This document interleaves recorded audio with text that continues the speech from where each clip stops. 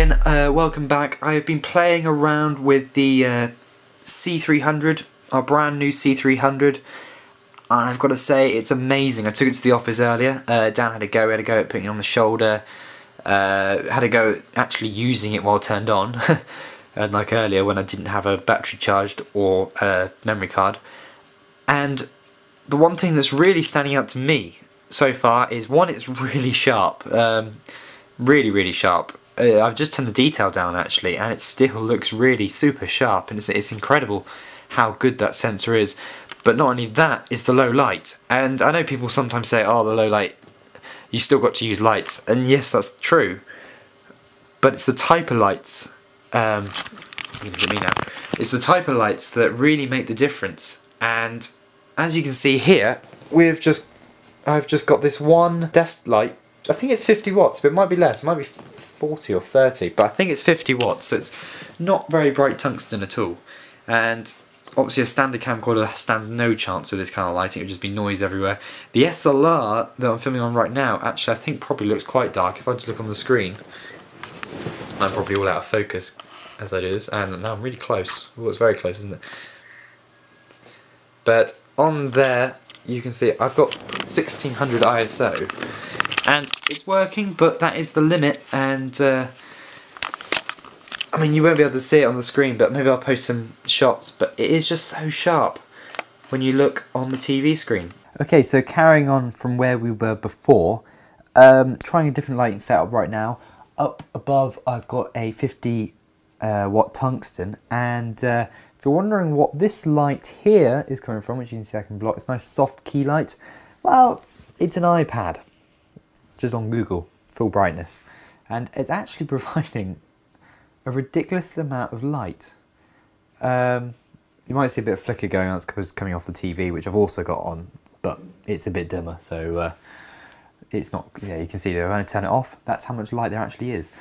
It's something to be amazed by, really. Like I just said a minute ago, it's not so much about the fact that you can shoot with no light, but it suddenly means you can use light in a different way in natural environments, which for us, which is so important when we're filming a lot of corporate work and things like that, because we're filming, we've got hardly any time, we've got to go from one place to another really quickly, and we really don't want to be dragging around big lights, because one of the things is that we often do, like when we're filming Hilton hotels, for example, is we're going around all these hotels, and they haven't got time, you know, to close off areas for us or anything like that. It's literally, we've got to film as it is, and you know, one of the great things about DSLRs were that it blurred the background, so that it meant that you didn't have to worry about people getting in the background, things like that. It's just, you could film an interview in the middle of the foyer. But still, one issue was with the lighting. And some hotels it's fine because they had lots of big windows, but some of the older ones, particularly places like the Waldorf, just became too dark. And you know, when you could think, oh, okay, we'll just stand near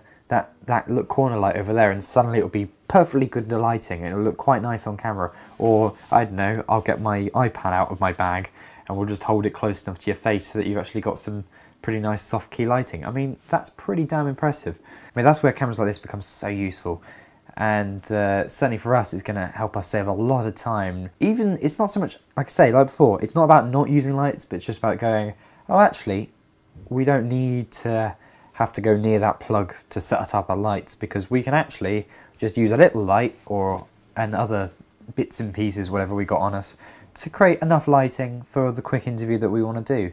And it should look pretty nice, like it does now, which I'm pretty impressed actually. Sorry I keep looking to that way, because I'm looking at the screen.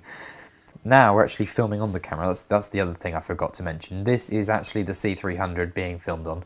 And settings, if you want to know, for this, it's ISO 2500 f4, because I've got the wide angle lens, which doesn't, my Tamron doesn't go that wide on the, but yeah, incredible, f4, and yeah, it's not dark in here, but at the same time it's not bright. Put it against my Z5, miles difference. Put it even against the SLR, and there's a big difference, especially with this lens on. Yes, the SLRs can do well when you stick a prime lens on, but not so good when you start going up the f-stops. And yeah, so very impressed with my first day. Tomorrow is the real test. We've basically spent the day just trying to learn all the buttons and things like that, because this camera is filled with buttons, and all feel nice and different actually. The record buttons have a nice soft touch to them, and it's just a case now of taking what we've learnt today and using it tomorrow, and hopefully we won't have too many issues in terms of sound and things. In fact, hopefully it'll be less issues than what we would have had using SLRs, because obviously we don't have to worry about the whole dual sound thing. But anyway, I hope you've enjoyed following me on my first day with the C300. We will be doing so much more over the next few weeks, including blogs about the camera, about why we chose this camera over the other ones, because I did do back on the 3rd or 4th of November quite a long review on which camera you should buy, and I probably didn't put this camera in the best of lights, and here we are with one. But that's because things change, and you know, different things come up, and our company has changed in terms of what we're targeting to do, and at the end of the day this became the best purchase, and I'm thinking it's going to be a very good choice. And the iPad went dim there. But yeah, so if you have any questions about the C300, one thing I must admit before we go too far, like I say, I love the sharpness, I love the low light. The really downside to this camera out of everything that I've tried so far has to be the plugs for the screen and the audio controls. They are really tiny, and they have tiny pins in them, which is fine, and the plugging in is fine. It has the thing to get in the right, but trying to get them out is a real pain. Got concerned that they were going to get stuck at one point, but you have to turn this thing around and get it just at the right point for it to pull out, otherwise it doesn't come out, and it's a bit of a shame. I don't get why Canon have done a bit of a poor design there when they've spent so good the rest of the camera, especially when the Sennheiser mics, for example, that I'm wearing right now. They have that really good clip design that you just put it in and you screw up. And I'm thinking, why didn't they just do that? It would have been a lot simpler. But anyway, other than that little problem, which I'm sure I'll get used to, this is an incredible camera. And if you can afford one, get one. If you can't, rent one. But yeah, so remember to keep following us. Follow me at Jonathan Polfree on Twitter. Also, you can follow MGV Productions in general, which will be putting up a load of stuff for the next 2 days because we are filming and out and about. And obviously it's the first time we're using the camera, so we'll be going crazy over it. And probably our clients will be wondering what's going on. You can also follow us at MGVP.